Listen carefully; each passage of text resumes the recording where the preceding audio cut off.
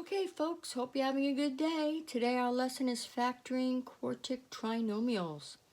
A trinomial, of course, has three terms, and here they are. A trinomial with a degree of 4, which is the highest power in the problem. It's the degree for a polynomial with one variable, like x, is the largest exponent of that variable. In this case, 4, hence quartic. If you understand how to factor trinomials, then this will be a very simple lesson. If you don't, please go back and watch my last video about factoring a trinomial where the leading coefficient is 1. The leading coefficient here is 1. Yes, it's invisible, but it's there. The question you always ask yourself is, what do I multiply to get the last term but add to get the middle term? In this case, what do I multiply to get 54 but add to get negative 15? I wrote my work here. There are 54 is positive, but they have to add up to a negative number. That means both of my factors must be negative. Gotta remember your sign rules. And so negative 9 plus negative 6 does equal negative 15. The only other part of this that might be tricky is the square root of x to the 4th, and I gotta remember your sign rules. X to the 4th, the square root of that would be x squared. The format for factoring a trinomial is always the same. Create two pairs of parentheses and then take your leading term and take the square root of it and write it twice in each pair of parentheses. And then you just plug in the numbers, the factors that you found. In this case, negative 9 and negative 6. And are we done? Well, no. And because you can see my notes, what's left? The difference between two squares. And so there you go. Another factoring process you have to know how to do in order to factor these quartic ones. X squared minus 9, those are perfect squares, and the difference means subtract. So there's a format for that, a little formula. Again, see a previous video if you've never done that before, although I think if you've looked up quartic trinomials, you probably have. X squared minus 9 can factor into, again, we write two sets of parentheses. We take the square root of x squared and write it twice, x and x, and then the square root of 9 and write it twice, and we put a plus sign and a minus sign, or a minus and a plus and a minus, either way order, doesn't matter, and that is our final answer. So we're going to do a couple of these, and then I'll give you a few to try. If you want to pause the video and write that down in your notes, do so. But we're going to continue. All right, so in this case, what do I multiply to get negative 5 and add to get a positive 4? Again, fortunately, there's only a few choices here. It's 1 times 5. Well, because this is negative, it's either negative 1 times 5 or 1 times negative 5. Now we have to look here. If I want to have a positive 4 when I'm adding, well, the absolute value of the term over here must be larger. So this would be 5 minus 1, of course, is 4. So you can see the math for this isn't hard. It's really more about the process than the numbers in this case. So let us continue on. We're going to take the square root of x to the 4th and write it 2 times. So the square root of x to the 4th is x squared. And then we plug in the numbers we found. Which combo did we say? We said it was this one. It's got to be a negative 1 and a positive 5. There we go. Again, we look. Here it is. The difference between two squares. So let us do that process. Another set of parentheses. Take the square root of x squared.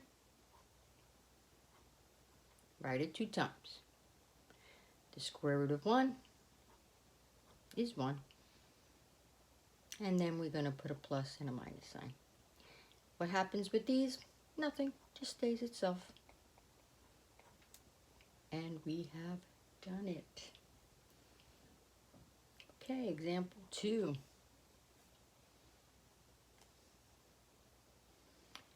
Let's see, x to the 4th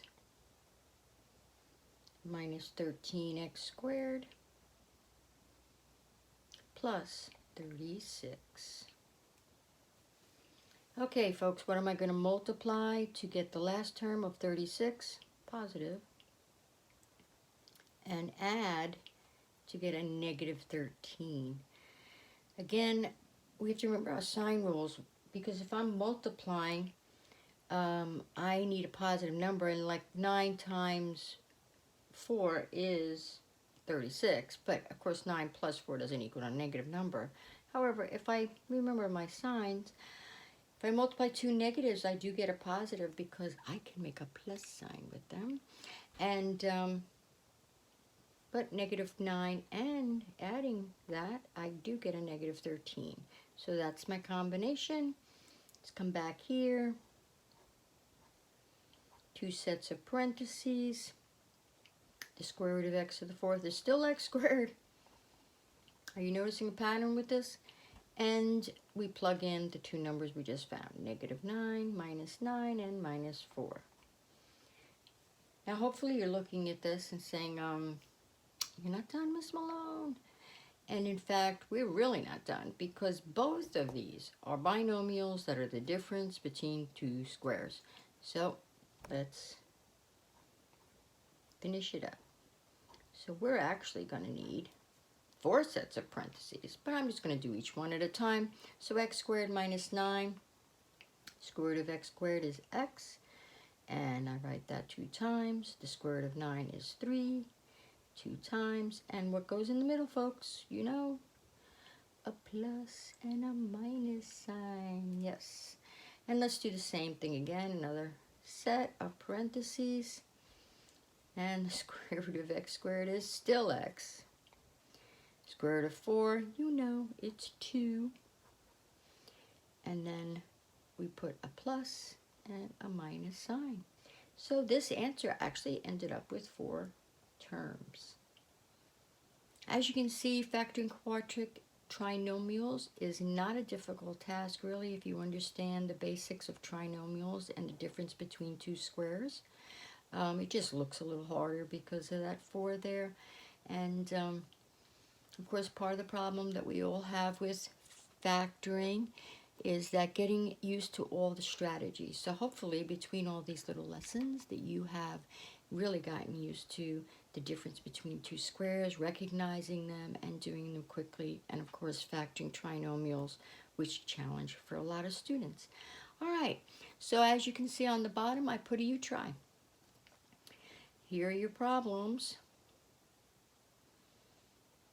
And I'll give you a minute to copy them down, and then you can pause your video, and when we come back, you can compare your work with mine. It's you do, I do, and we compare time, folks.